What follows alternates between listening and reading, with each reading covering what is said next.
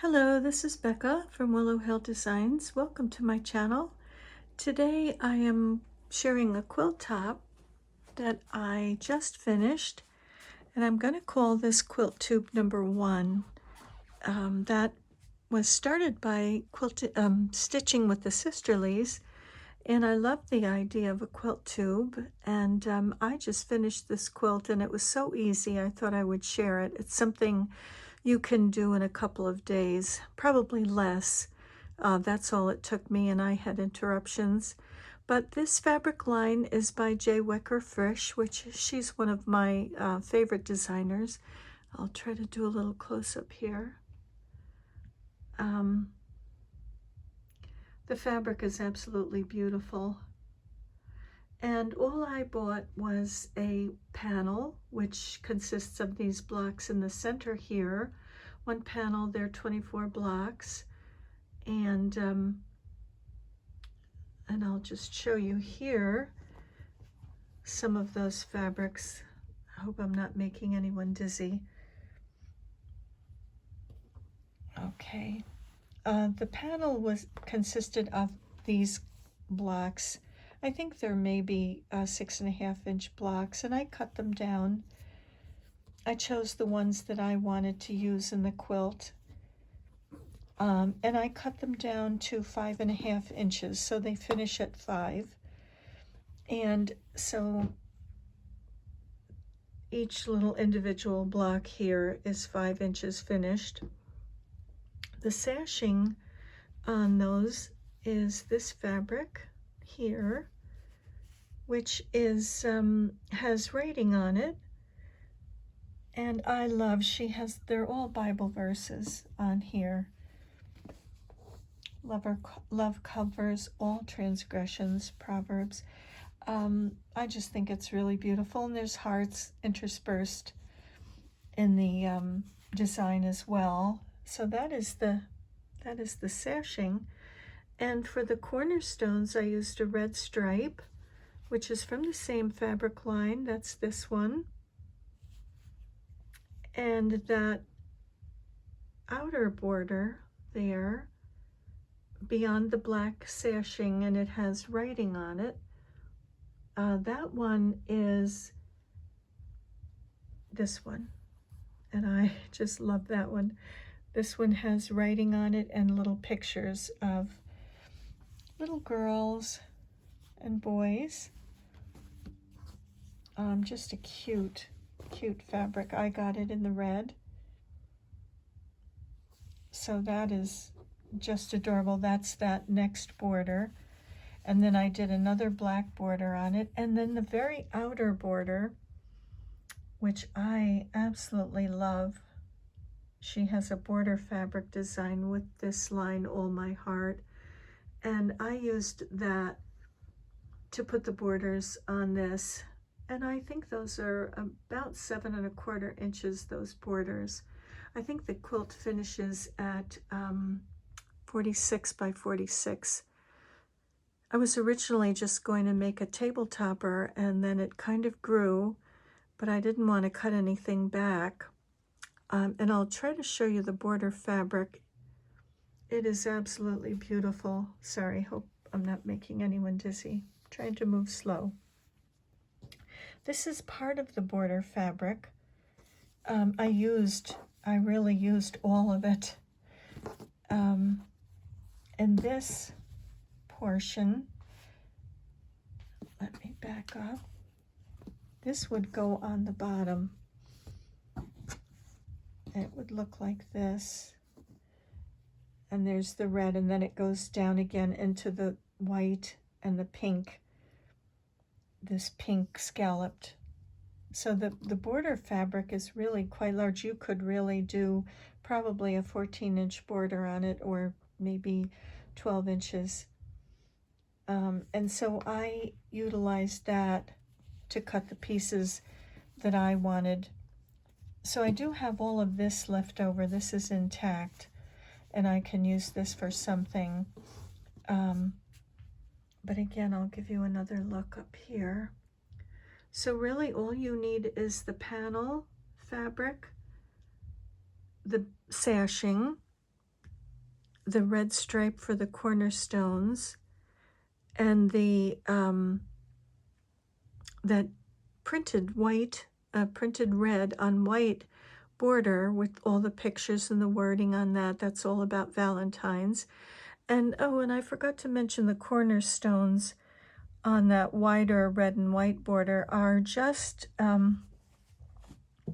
this fabric, this red and white stripe, and I just cut the 1.5 inch strips. Do I have one here? No, I don't think so.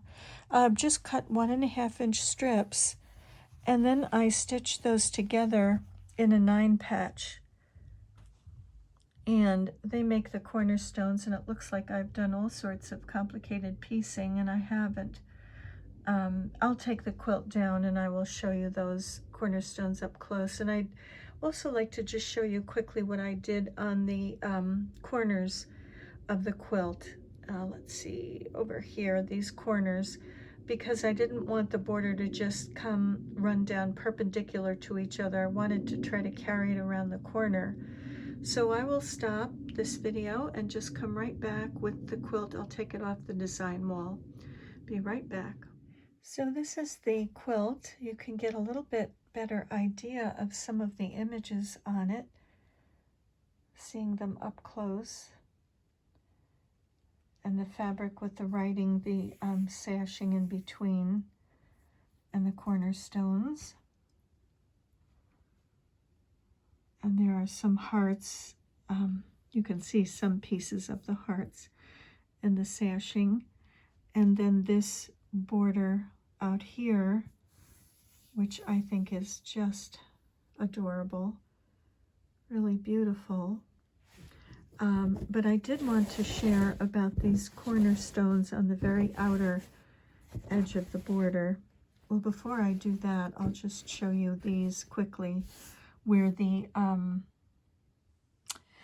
two white with fabric writing borders kind of come together. This is just the red striped fabric, and all I did there was to take, sorry for shaking the camera, all I did was to take 1.5 inch strips and just place them in different directions to get this design and sew those together. And I just think it makes a very cute little cornerstone there.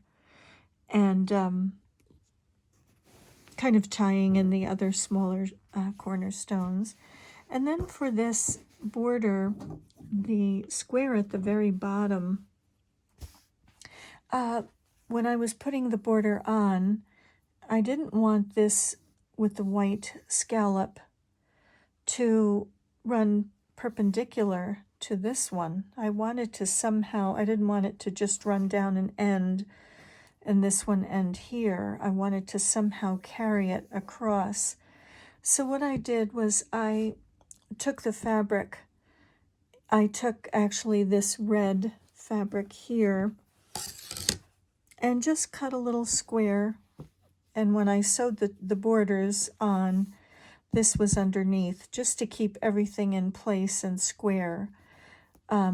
So what I did on top of this square was to lay the border fabric on there and do something like this, where I would, this doesn't match, but because I've used all those pieces, but I would lay it on an angle, and then I would choose a piece where the white scallop continued.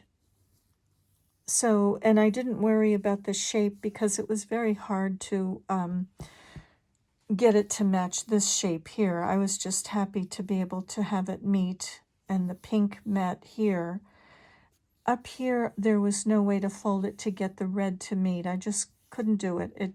The dimensions just wouldn't work out. So what I did there is I'm going to do is just take a piece of fabric. This isn't long enough, but I'll take a piece and I'll just cut it wide enough to join those red stripes together on an angle coming around so that your eye, it kind of follows around. but there is that little jut there, which I guess I don't really have to do anything, but I did.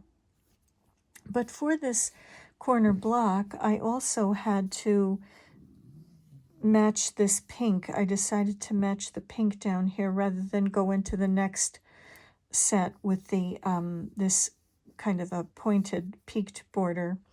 I decided to mirror the pink and then the scalloped edge. So as you can see, there's a seam here, and I just kind of mirrored that on this end, and of course we've got the red on the end. So because these squares were cut with the diagonal, with the bias edge, I knew that this edge would be unstable.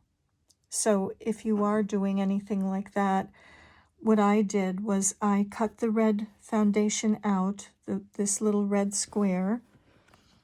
I cut that off the back because I had applied the other to the red square, so I would get this little border piece square and the right size for the quilt.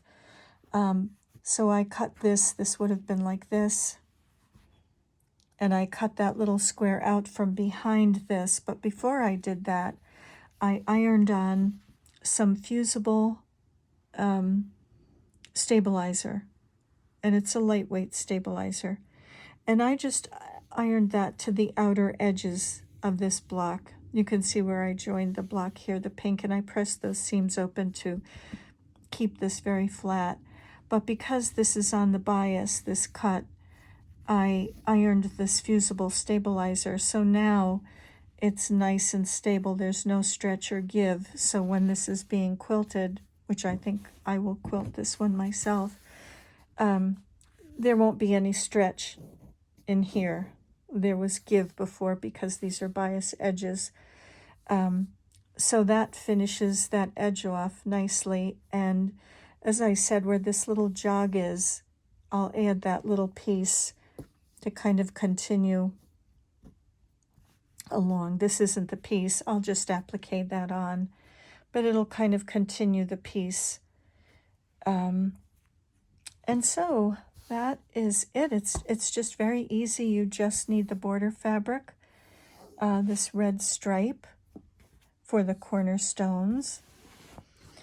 Of course, the panel, which has 24 of the little 24 little images, and I just used, I'll come in a little closer, and I just used 16 of them, 4 by 4. Try to show you. They're really just so cute. And then you just need some of this fabric, and I think I only bought a half of yard for that, and I'll use this red stripe as the binding on it. And for the backing, I'm going to be using this. This is by Joanna Figueroa. This is a pink floral, and this is called Linen Cupboard. I don't know if you can really pick up the pretty. It's not, I don't think the pink is coming through as well, but this is a pink, and I will be adding some of the extra blocks that I had left over from the 24, because I only have 2 yards of that Joanna Figueroa fabric, so I'll be adding some of these. I'll piece my backing, and I have some pieces left from the border fabric. If you have a chance, go online and check out this all My Heart, this fabric line, and check out the border fabric. It is so unusual and beautiful. I have some pieces of this, so I may add that in to the backing. And she also had this. There were 2 of these,